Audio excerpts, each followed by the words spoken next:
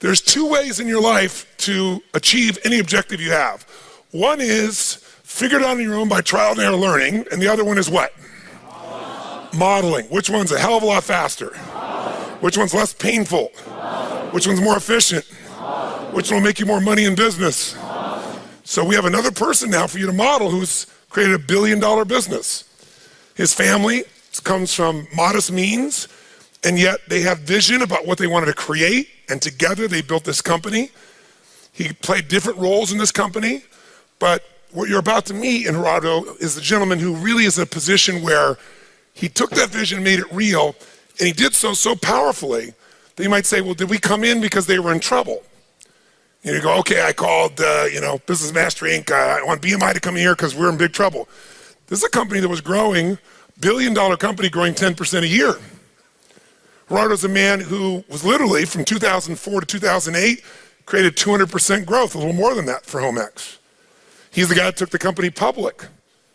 This guy's succeeding on a huge scale. That's why I really wanted you to be able to interview him. Like, why would a guy who's doing that well, usually people before they go for help, they gotta have enough what? But the most successful people, the Tonys of Zappos, right? They're the people that are always looking for the edge, right? They don't wanna look good, they wanna be great, right? They wanna make that happen at a different level. And so we wanna bring him up here so you can ask those questions of him. So let's give a huge hand to Gerardo, our CEO of HomeX.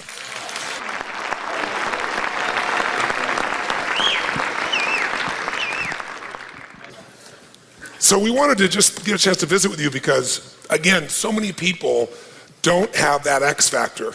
They don't have that mindset of, I'm always looking. If I'm the best, I'm looking for more. Tell me what I'm not doing well. Tell us two things. Tell us, how did the company really get started? What was the vision? And tell us, how has that philosophy affected your ability to succeed and help to build this business with your team? Okay, the company was started by my brothers, two older brothers, in '89, 20 years ago. I was working on a shirts factory. I was manufacturing shirts, and my yearly revenues was equal amount of selling 4 homes. Wow.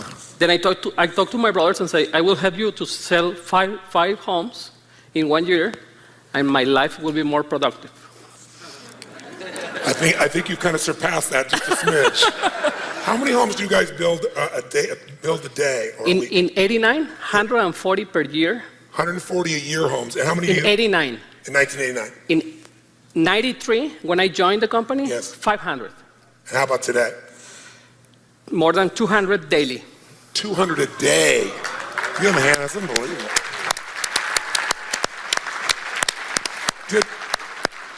Did they buy you some new shirts? Oh yeah.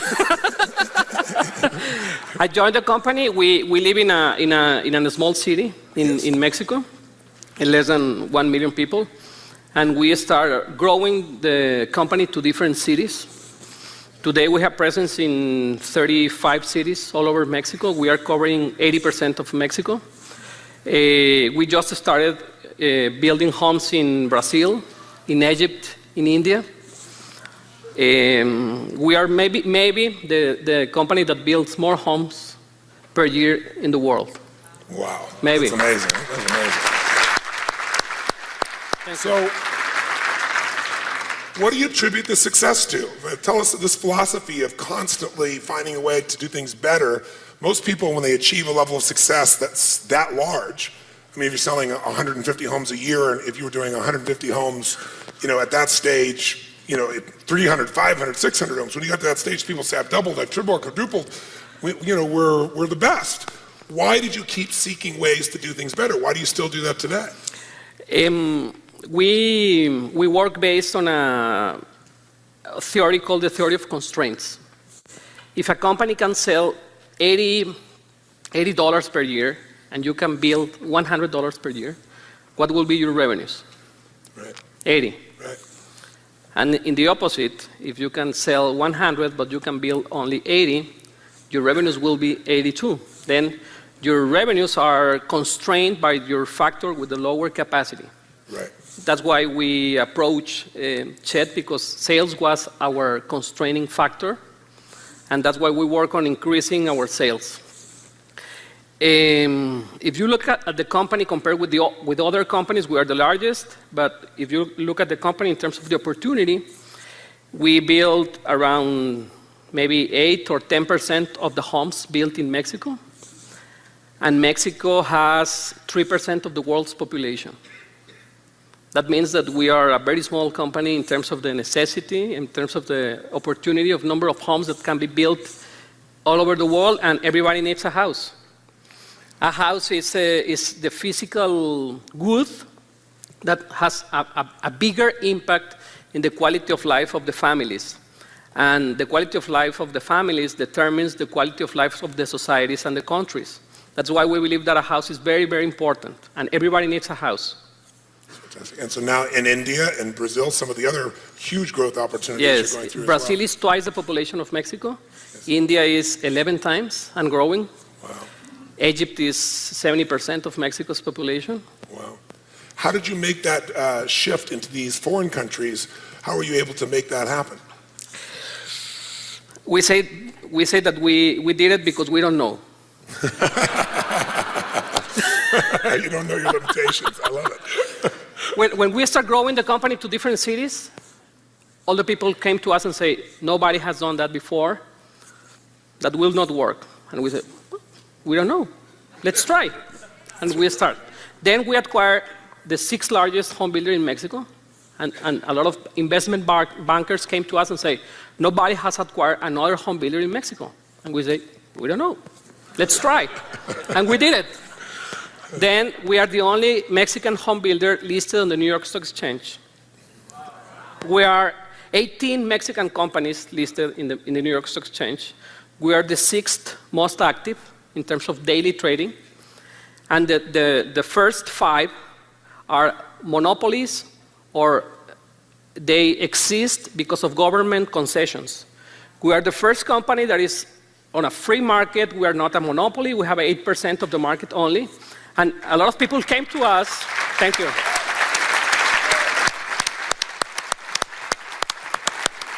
I love that you love doing well. Do you see that? He enjoys it. He doesn't hide it. It's beautiful. No, thank you.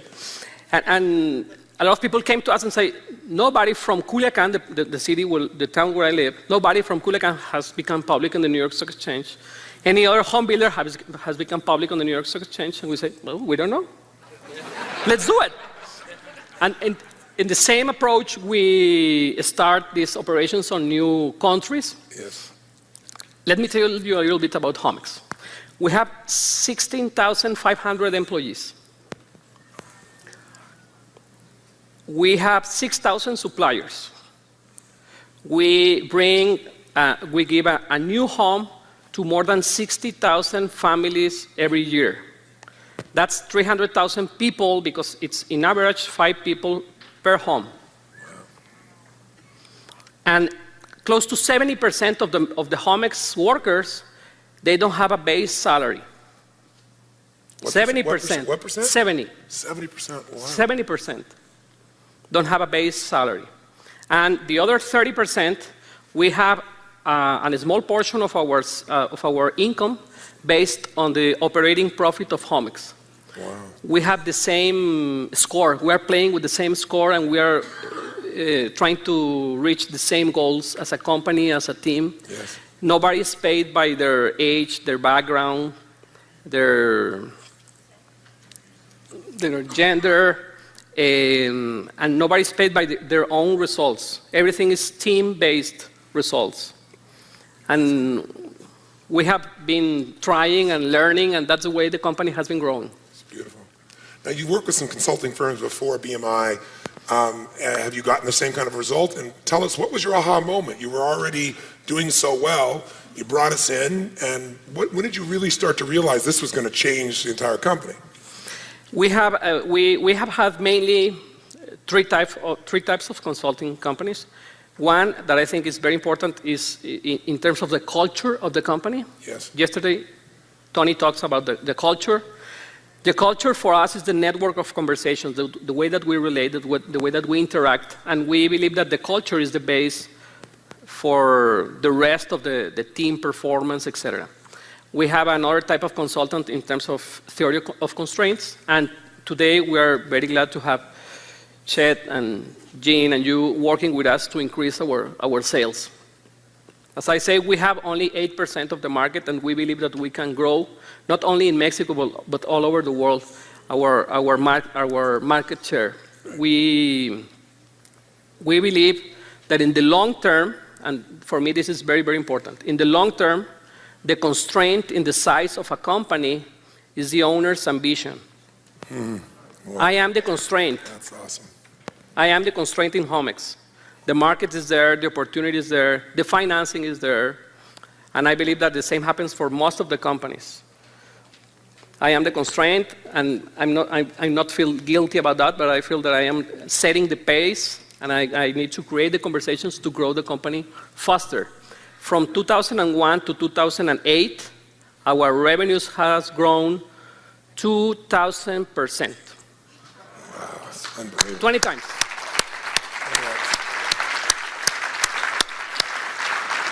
What's happened as a result of our interventions down there? What have you seen? What kind of results have you seen? I am more convinced that I am the constraint. Let me tell you another story about how do I find Chet Hall. Yes. I was commuting to my work. As I live in a small town, when we have traffic, it takes like 3 minutes. That's pretty quick. And I was listening the XM radio,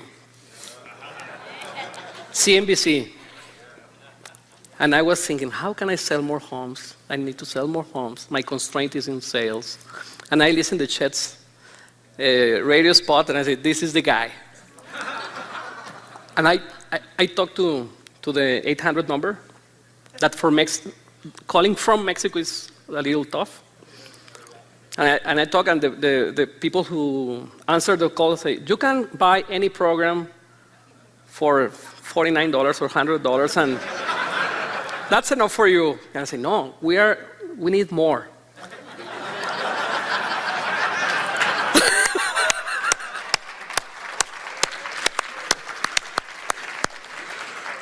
I'm glad I had a larger vision, aren't you? Maybe for you, we are in a small business, but we want to grow and we want to be a bigger business. And please say to Chet that this is our revenues, the type of business, etc. And then later, Chet called me, do you exist in Mexico? Yes, we exist in Mexico and we want to grow.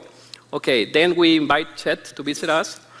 And we as a company, we trust in their advice. We understand that there's a lot of people who doesn't want things to be changed. Yes.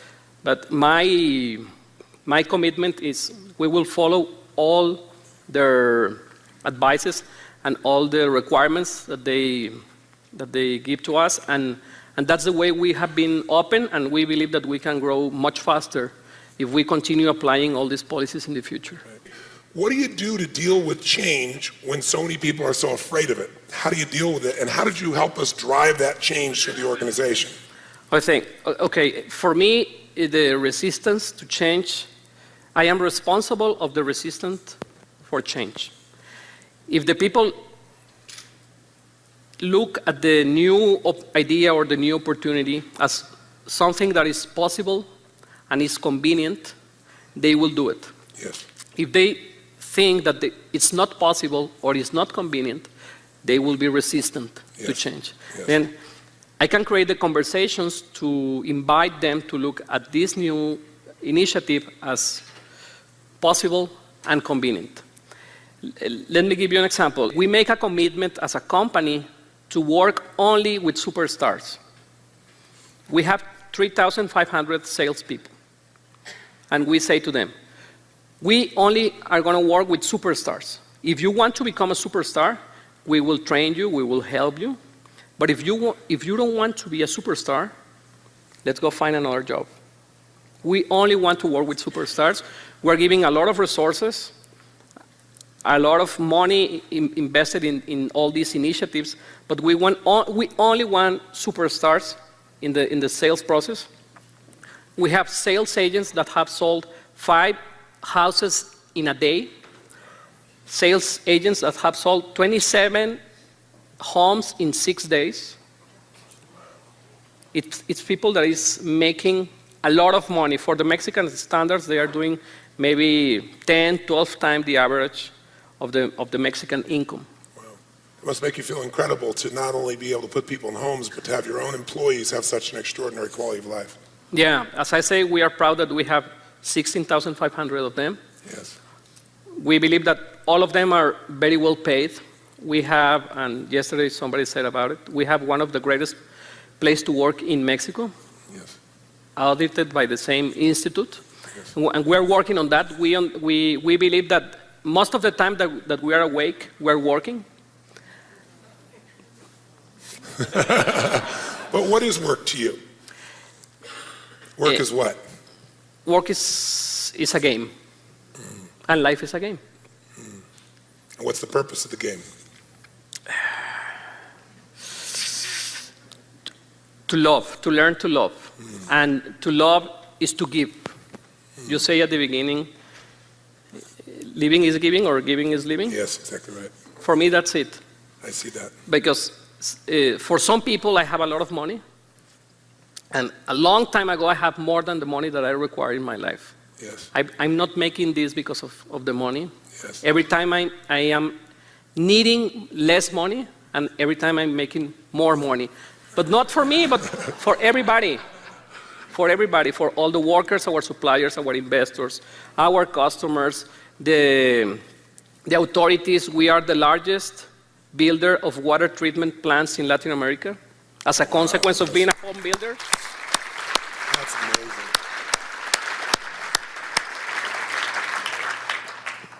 And we are trying to create more jobs and to bring homes to more people. That's our daily work. No. We don't want to suffer. We don't pay the people for suffering or for Yes. bringing a hard day. No, we don't like that. We want to play. We want to win. We want to make more people happy, Yes. fulfill their dreams, and having fun in the middle. Pure magic. That's it. That's pure magic. That is awesome. Thank you very much. That is awesome. Thank you. Questions? Yes. Give her a hand. Hi, I'm Janet. I think your vision is just awesome.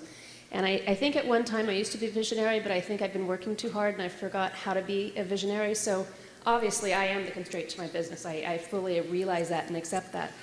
How does one become visionary again? How do you realize what you're possible of doing? Great question. Thank you.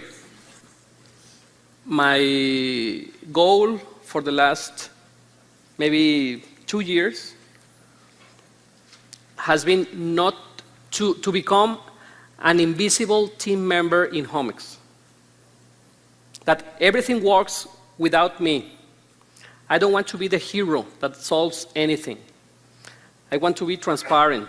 I want to be that every team works, and when they achieve anything, that they say, we did it. I don't want to be the hero. I don't want to be the most important person in the company. And every email, every request that I receive, I am always asking me, who is the best person to do this? I don't want to do this. I don't want to do anything. And not because I am lazy, that I am. But as I am the constraint, and if everything needs to be decided by myself or anything needs to be approved by myself, I will become more the constraint. Then I am proud to say to you that I have nothing to do. And that's okay for me. One more question. About right here, yes. Give me a hand. I want to thank you. I've been inspired to buy your stock tomorrow morning. Thank you. Thank you. On top of that, learning what has gone on in the United States over the last few years with the housing experience. Yes. It's affected all of us in this room. Can you explain to us what maybe you learned from it and how you will apply that so that that same process doesn't occur in Mexico? Yes. Wonderful question. Great question. Let me tell you something that for me is very, very important. The United States is 30% of the world economy, with 5% of the population. That means that every American is earning 8 times the average of the rest of the world. And in the rest of the world, I am including British, Germans, Middle Easterns, Japanese, etc. Your economy is quite different from the rest of the world. That's an opportunity because there's a lot of growth pending in the rest of the world. The opportunity is immense in the rest of the world. In my perspective, what happened in the United States is one of the most important activities to went out of the depression was housing. One of the most important activities to reactivate the economy after World War II was housing, levee towns, etc. The problem in the last 5-10 years, in my perspective, that's my point of view, it's that you kill the golden goose. You give a lot of money, a lot of credit to people who cannot afford. And the builders were happy because they were building thousands of homes. At the end of the day, I remember in 2004, 25% of the homes sold in 2004 in the United States never were occupied. What does it mean? That in the future will be an oversupply of homes, for sure. In Mexico and in the rest of the world, the situation is quite different. In Mexico, we have 2 very important institutions called the Infonavit and Fobiste, our national housing funds. We, as workers, we need to contribute 5% of our salaries to that housing fund. That housing fund is giving mortgages to the people. It's people who can afford the homes because they took 25% of our salary as monthly payment.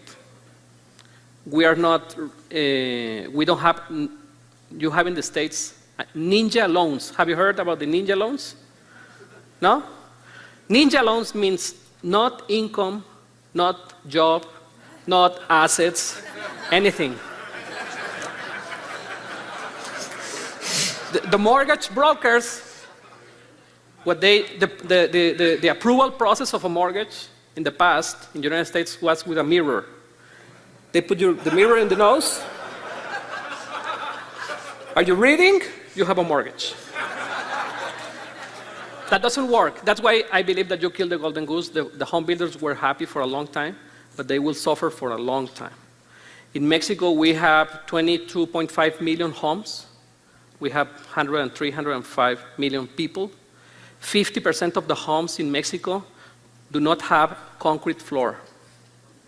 All those homes need to be improved in the next years.